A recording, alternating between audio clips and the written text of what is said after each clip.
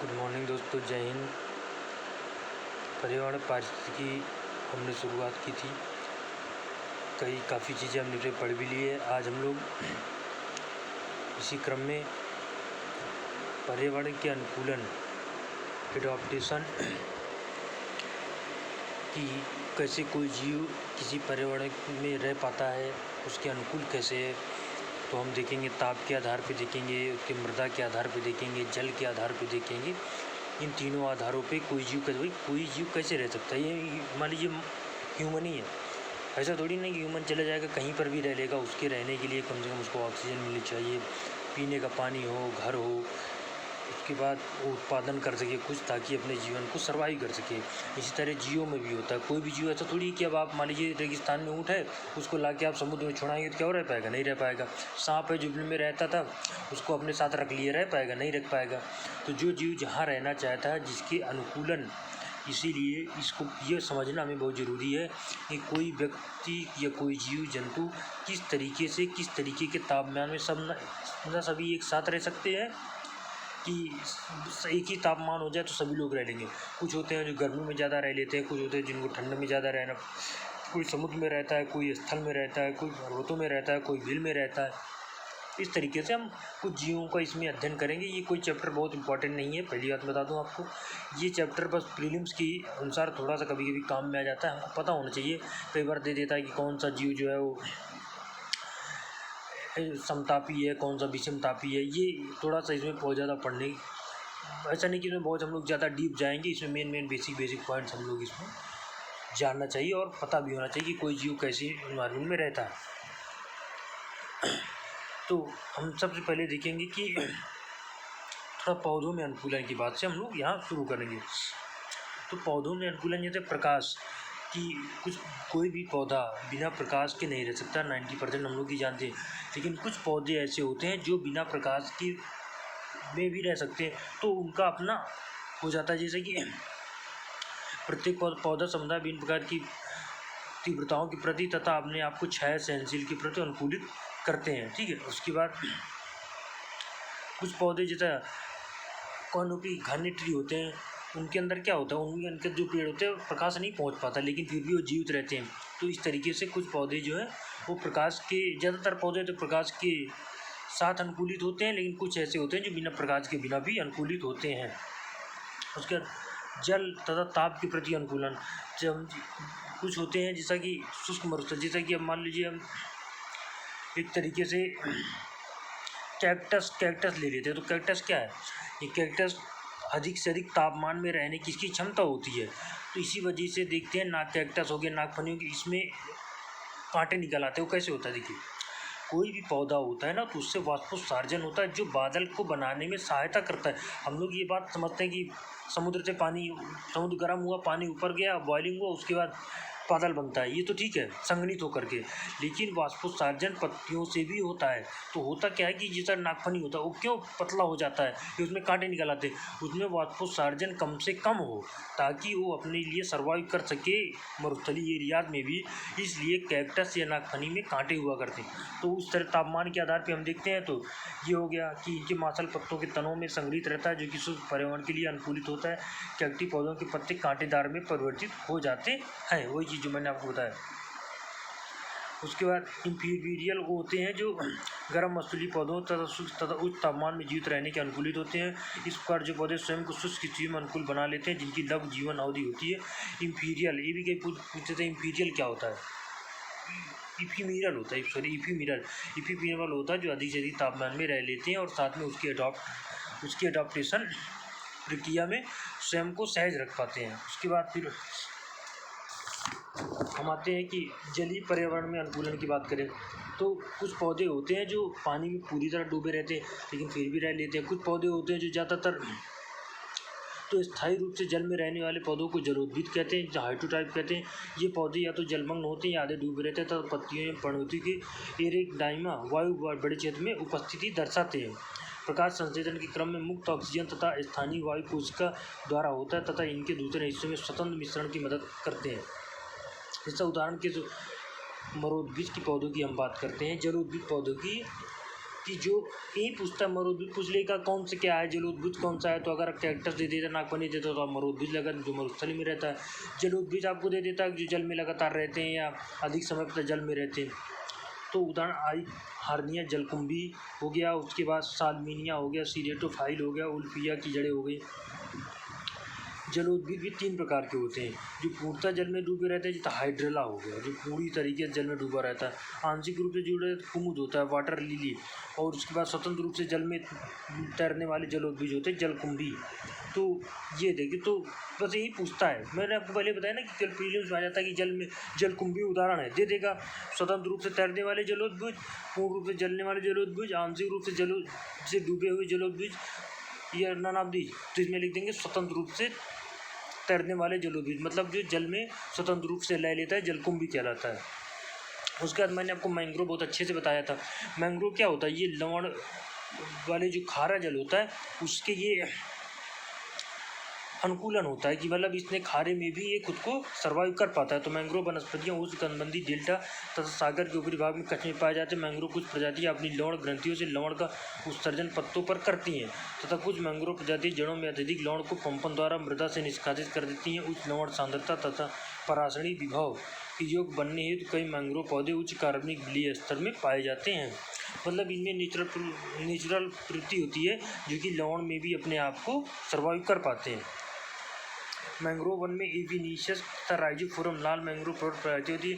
ये लवण यद्यपि लवण मरोद्भिज नम भूमि के लवण तथा ऑक्सीजन के अनुपस्थिति में प्रकट होते हैं। ये विशेष अनुकूलन जैसे श्वसन मूल, छादाधार तथा औषधम मूल तथा जरायुता आगे मैं आपको बताऊंगा क्या होता है, वृक्ष पर होते हैं, कभी बीज अंकुरण हो जाते हैं इत्यादि विकसित। तो देखिए, कोई भी पौधा जो अगर अपने आप को सर्वाइव कर पाता है तो उसकी विशिष्ट गुण उसमें खुद में डेवलप हो जाते हैं, उसके बाद ही वो सर्वाइव कर सकता है, नहीं तो सर्वाइव ही नहीं कर सकता। उसके बाद आते हैं मृतपोषी मृदा के प्रति अनुकूलन। मृतपोषी मृदा का मतलब होता है जिन मृदा में पोषक मात्रा अल्प मात्रा में होती है, ये लगभग हो ही नहीं, मान लीजिए कि आप ऐसा होता ही नहीं, मृतपोषी मृदा में अल्प मात्रा में पोषक तत्व उपस्थित होता है। ये क्या करते हैं कि अल्प पोषक तत्व वाली मृदाओं के अंतर्गत आने वाले पौधे कवक मूल होते हैं, जिनकी जड़ों को कवकों के साथ ये करते क्या हैं, कवक इनके जो मूल होते हैं ये कवकों के साथ सहयोगकारिता म्यूचुअलिज्म बनाते हैं ताकि दोनों एक दूसरे को लाभ पहुंचा सके। मैंने आपको म्यूचुअलिज्म कम्युनिज्म सारा बताया हुआ है पिछले वीडियो में। तो जिन कुछ पौधे होते हैं जिनमें कि कम मृदा वाले अनुकूलन वाले क्षेत्रों में रहने के लिए ये खुद को सहज पाते हैं, तो ऐसे पौधों को हम जैसे कवक वाले हो गए, कवक हो गया, ये फंगई ये के साथ जिनकी जड़ों में कवक फंगई के साथ सहयोगकारिता में रहते हैं, ठीक है। उसके बाद कवक जड़ पोषक तत्वों वाले जड़ फाज पे तेजी से और सूत्र सहायता करते हैं। अंतः कवक मूल, इनमें कवक जंतु जड़ों के अंदर वास होता है तथा अंतः कवक मूल शीतोष्ण क्षेत्र में बहुत सारे वृक्ष झाड़ी वाली जातियों में पाए जाते हैं। उसके बाद बाह्य कवक मूल, इसमें कवक जंतु जड़ें बाहरी भागों में पट्टिका के निर्माण करती हैं, ये याद रखना। उसके बाद ओलिगोट्रॉपिक सॉइल की हम बात करते हैं। मृत पोषित मृदा की अनुकूलता, तो माइकोराइजा होता है, कवक जो पेड़ों की जड़ों पर रहता है एवं पेड़ पौधों की पोषक तत्वों के अवशोषण। बहुत से कवक होते हैं जो पेड़ों पे रहते हैं और तथा पेड़ पौधों के द्वारा ही खुद के लिए एक तरीके से पोषक तत्वों की पूर्ति करते हैं। राइजोबियम तो मैंने आपको बताया था, ये किसमें होते हैं, दलहनी फसलों में होते हैं, तूर को छोड़ करके। ये क्या करते हैं, प्रकृति से नाइट्रोजन लेते हैं और उन दलहनी फसलों को नाइट्रेट के रूप में प्रोवाइड कराते हैं, नाइट्रोजन उपलब्ध कराते हैं। शैवाल एवं दीमक ये दोनों नाइट्रोजन स्थिरीकरण करते हैं। उसके बाद वृक्षानुकूलन, पेड़ों को सहारा देने वाली को बहुत से पेड़, आप जरा यूता विविपेरी होता है कि आप देखिए कोई बहुत पुराना पेड़ होता है तो उससे जड़ी निकल आती हैं जो उस पेड़ को सर्वाइव करने में सहायता करती हैं। उससे जड़ें क्या करती हैं, पृथ्वी के अंदर से जल को पौधों के विभिन्न भागों तक पहुँचाती है जाइलम के थ्रू। उसी तरीके से ये जो जड़ें होती हैं जो बाहर लटकी हुई दिखाई देती हैं आपको, ये भी पृथ्वी से काफ़ी मात्रा में पोषक तत्वों को खाते होते जल को पौधे तक पहुंचाने में मदद करती है ताकि पौधा जो है वो अपने आप में सर्वाइव कर सके। उसके बाद हम प्राणियों की बात करते भी तो हमने पौधों की अनुकूलता की बात करी। अब हम प्राणियों में अनुकूलनशीलता की बात करते हैं, strategy to adaptive in organism. जैसे एक होता है प्रवास। प्रवास में जीव एक क्षेत्र से दूसरे क्षेत्र में लंबी दूरी या कम दूरी के संचालन होता है। उदाहरण स्वरूप आर्टिक जो कि समुद्री पक्षी होता है, अपने उत्तरी अटलांटिक प्रजनन स्थल से अंटार्कटिका तक हजारों मील बहुत सारे पक्षी क्या करते हैं, एक क्षेत्र से दूसरे क्षेत्र। आप देखिए हमारे यहाँ एक समस्या होती है कि खेतों में टिड्डियाँ बहुत आ जाती हैं। ये टिड्डियाँ अपने सर्वाइवल के लिए दक्षिण अफ्रीका से भारत की दूरी लगभग 3 से 4 हज़ार किलोमीटर तक आती हैं। तो ऐसी स्थिति को हम प्रवास कहते हैं, जो अपने अनुकूल अपने एक तरह सर्वाइवल के लिए इतना लंबा उन्हें प्रवास करना पड़ता है। उसके बाद फिर कुछ होते हैं जैसा कैमोफ्लेज जिसे छद्मावरण कहते हैं। ये वो होते हैं कि जैसा कि किसी इन्वायरमेंट के रियल में नहीं होते, लेकिन ये घुल मिल जाते हैं। जैसे एक तरीके से कि स्थिति के अनुसार हवा के साथ बदल लेना। तो कुछ प्राणियों परिवेश के साथ घुल मिल जाने की क्षमता जो है छद्म आवरण कहलाती है। ये एक सामान्य अनुकूलता है। कुछ कीड़ों, सरीसृपों तथा स्तनधारियों में उनके शरीर पर चिन्ह होते हैं, जिससे उन्हें छाया तथा टहनियों या सामूहिक से दूसरे सदस्यों के रूप से अंतर में पाना मुश्किल होता है। जैसे गिरगिट हो गया, तितली हो गया, डेविल फिश, मेंटिस हो गया। तो ये क्या करते हैं कि स्थिति के अनुसार खुद को ढाल लेते हैं। उसके बाद तापमान के आधार पर हमारे जीवों के लिए तो शीत निष्क्रिय होते हैं और ग्रीष्म के। देखिए शीत निष्क्रिय का मतलब ये होता है जो शीतकाल में निष्क्रिय हो जाए, कुछ काम ही न कर बस पड़ा हुआ है। ग्रीष्म निष्क्रिय क्या होते हैं, जो ग्रीष्म काल में पूरी तरह से कोई काम नहीं करता और पूरी तरह पड़ा रहता है। शीतकाल में सुप्तावस्था में बिताना शीत निष्क्रियता कहलाता है। जैसे चमगादड़ हो गया, कंगारू हो गया, चूहा हो गया आदि। शुष्क अधिक गर्म में जो निष्क्रिय अवस्था में बिल्कुल निष्क्रिय हो जाते हैं अधिक गर्म में, इनमें उत्तरी अमेरिका के मरुस्थलीय कछुए, मगरमच्छ, सालामेंडर, कुछ उभयचर उदाहरण ग्रेटर सिरेन, गिरगिट, हेरजाग, घोंघा, केचुआ, मधुमक्खी, अफ्रीकन लैंगफिश आती हैं। तो हमने शीत निष्क्रिय देख लिया, मतलब तो शीतकाल में बचे रहते हैं कि शीत से बच जाए, गर्मी आएगी तो देखा जाएगा। और जो ग्रीष्म निष्क्रिय होते हैं वो ग्रीष्म काल में निष्क्रिय हो जाते हैं, मतलब ठंड आएगी तो फिर हम निकलेंगे बाहर। ये अब हम थोड़ा ताप नियंत्रण के आधार पर देख लें। समतापी होता है, एक असमतापी होता है। समतापी जो होता है वो स्वयं को अगर ग्रीष्म है उसके अनुसार ढाल लेगा, विषमतापी जो या शीत है तो उसके अनुसार ढाल लेगा। तो इसको कहते हैं हम लोग समतापी। और जो अपने आप को नहीं उसके सहज कर पाता तापमान के परिवर्तन को, उसको हम असमतापी प्राणी कहते हैं। समतापी प्राणी में जैसे डॉग हो गया, इंसान भी हो गया, मनुष्य हो गया, तो ठंड में क्या करते हैं आप खुद को बचाए रखने के लिए सिकोड़ लेते हैं। गर्मी में क्या करते हैं आप थोड़ा सा बाहर निकलते थोड़ा अपने आप को बढ़ा लेते हैं। इसी तरीके से कुत्ता हो गया, कुत्ता क्या करता है ठंड में खुद का बचाव कर लेता है। पक्षियों में भी ये गुण पाया जाता है। तो जो समतापी होते हैं, जो हॉट ब्लडेड एनिमल होता है, कि इसका मतलब ये होता है कि जो स्वयं को पर्यावरण के अनुसार, तापमान के अनुसार ढाल पाने की क्षमता होती है। उसके बाद असमतापी जो होता है कोल्ड ब्लडेड एनिमल, इसका मतलब ये नहीं कि इनका रक्त बहुत ज़्यादा गर्म हो जाता है, इतना ऐसा कुछ नहीं है। एक लिमिट, एक सीमा तक ही तक गर्म होता है, लेकिन ये अपने शरीर का तापमान शारीरिक क्रियाओं जैसे बनाए रखने में सक्षम नहीं हो पाते।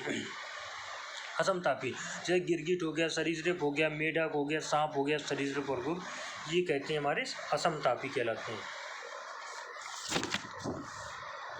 अब थोड़ा सा इनमें अंतर हम थोड़ा पढ़ लेते हैं। कि मैंने इस चैप्टर में आपको पहले बताया समझाने जैसा बहुत कुछ नहीं है। इसमें पॉइंट टू पॉइंट आएगा कि आप ये समतापी है कि असमतापी है। इसीलिए इस चैप्टर को पढ़ने में कोई बहुत ज़्यादा इंटरेस्ट भी नहीं आता है। क्यों? क्योंकि बस याद करना है आपको। मैं जो आपको बताया, शरीर असमतापी प्राणियों के उदाहरण कौन सा है? सरीसृप वर्ग हो गया, सांप, छिपकली, कछुआ, मगरमच्छ। उभयचर प्राणी, उभयचर टोड हो गया, मेढक हो गया, सालामेंडर हो गया, अफ्रीकन लंग। अब होगा क्या, फिर इसमें क्या दे देगा कौन सा समतापी छाटिए, कौन सा समतापी छाटिए, केवल 1, केवल 2, केवल 3, बस। तो आपको बुरी महसूस हो रही है इस चैप्टर को सुनने में भी और मुझे पढ़ाने में भी हो रहा है, दोनों बात में बोल रहा हूँ। लेकिन आपको याद करना है कि कम से कम हमें इतना याद रहे कि हम अगर पेपर में आ जाए, मैंने मेढक पूछ लिया, अब आपको ध्यान ही नहीं आ रहा समतापी में असमतापी में, तो याद रखना असमतापी में है। छिपकली पूछ लिया, मगरमच्छ पूछ लिया, कछुआ पूछ लिया, सांप पूछ लिया, तो ये असमतापी में आएंगे, जो तापमान के साथ स्वयं को स्थिर नहीं कर पाते, कि मतलब स्वयं में परिवर्तन नहीं कर पाते, जो इनका नेचुरल है वो है। उसके बाद हम असमतापी की बात करते हैं। तो अगर स्तनधारी में देखें तो मनुष्य हो गया, शेर हो गया, कुत्ता हो गया, ये अपने ताप को नियंत्रित कर पाने में सक्षम होता है, जिससे देखिए इंसान ही खुद का बचाव कर लेता है। कितनी भी ठंड लगता है लेकिन फिर भी वो खुद का बचाव कर लेता है, और गर्मी भी आता तो भी जीवन में जी लेता है। उसी तरीके से पक्षी या कबूतर हो गया, स्तनधारी वर्ग रोडेंसिया में धरातली गिरैली, प्राइमफेटेड फैटेड डार्क लेम्यून, पीरोटिप्टा कार्निवोरा, काला भालू और ध्रुवी भालू। अब हम ये भी देख लिया तापमान के आधार पर लिए, जल के आधार पर हमने देख लिया, पौधों का देख लिया, जीवों का देख लिया। अब हम थोड़ा सा अनुग्रहण मिमिक का मतलब होता है किसी की नकल उतारना, मिमिक्री जिसे बोलते हैं। तो इसमें क्या होता है कि हम दो जीवों की बात करें, एक तो रियल में है, दूसरा जस्ट हूबहू, जैसा एक तो लाल किला है, उसके बाद दूसरा लाल किला जैसे कोई ऐसा बना दे तो ऐसा लगे कि लाल किला है, लेकिन हकीकत में लाल किला नहीं, जो लाल किला दिल्ली में वो है। इस तरीके से जब दो जातियाँ एक दूसरे जैसे दिखती है तथा उनमें से एक जाति अनुग्राहक कहलाती है, जो कि पक्षियों के लिए स्वादिष्ट होती है, परंतु ये दिखती दूसरी जाति की तरह है। तो कई बार आ सकता है मिमिक्री से आप अनुग्रहण जीवों से आप क्या समझते हैं। जैसे मान लीजिए एक तो कोरल सांप होता है, जहरीला होता है, एक स्कारलेट किंग सांप होता है, जो लगता तो पूरा कोरल सांप की तरह है। अगर फोटो देखें आप तो, अब मेरे पास अभी इसमें सुविधा है नहीं, मैं आपको बाद में कोई फ़ोटो भी दिखाऊंगा अच्छे और अच्छे से पढ़ाऊँगा। तो स्कारलेट किंग सुविधा तो आपको बिल्कुल दिखते वैसे लगे, लेकिन जो पूरी कोरल सांप है जहरीला होता है वो असली है। इसी तरीके से कोयल हो गया, उसका वयस्क स्पैरो हाक आती है, स्पैरो हाक है, तो देखने में दिखते तो है, लेकिन कोरल है जो कोयल है वो कोयल ही है। उसके बाद ब्लू पॉइजन डार्क फ्रॉग, तो गोल्डन मेंटेला, ये क्या होते हैं, दोनों दिखते तो एक जैसे हैं लेकिन है रियल में अलग अलग। उसके बाद बेटसी अनुग्रहण,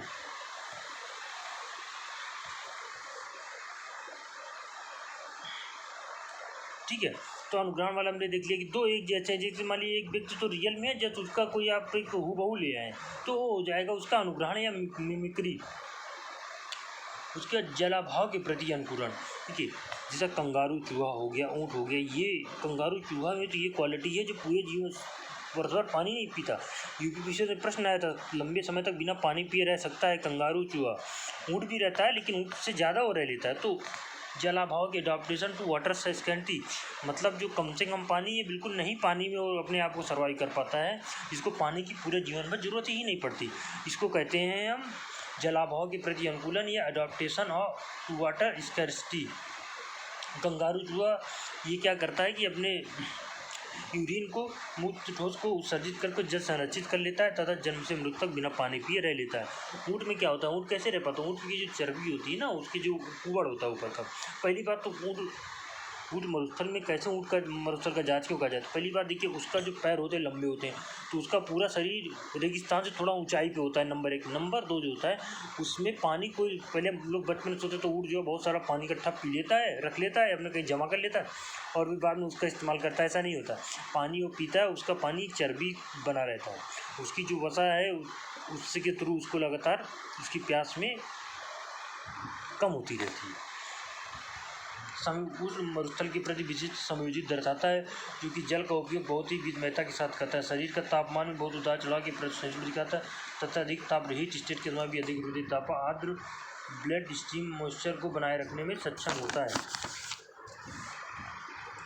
शीत के प्रति एडाप्टेशन टू कोल्ड, स्थलकुच प्राणी होते हैं ना, स्थलबद्ध प्राणी जैसे बर्नाकले, जो कि अत्यधिक ठंडी अंतर्जलता क्षेत्रों में रहते हैं, एवं मकड़ी स्पाइस के कीट शीत द्वारा प्रतिरोध की सहनशीलता शक्ति प्रक्रिया द्वारा होता है। तो बहुत से ऐसे जंतु होते हैं जो कि अपने आप को 0 से -डिग्री सेंटीग्रेड में भी जाएंगे तो भी अपने आप को अडॉप्ट कर लेते हैं। प्रतिहिम यौगिकों की उपस्थिति अंटार्कटिक क्षेत्रों में मछलियों तथा समुद्र जल में सक्रिय रहने में सहायता करती है। इनकी अपनी एक इनकी सेलुलर बायोकोशिकाएँ ऐसी होती है जो कम से कम तापमान में भी रह लेने में सक्षम होती हैं। तो देखिए, मैंने इस चैप्टर में आपको पहले बताया था कि बहुत ज़्यादा इंपॉर्टेंट नहीं है, लेकिन एक बार आप इसको सुन लीजिएगा, बल्कि 2 बार सुन लीजिएगा तो आपको अच्छे से याद हो जाएगा। लगभग 20 मिनट में हमने काफ़ी चीज़ें बता दी। एक बार मैं आपको फिर से थोड़ा रिकैप करा देता हूँ।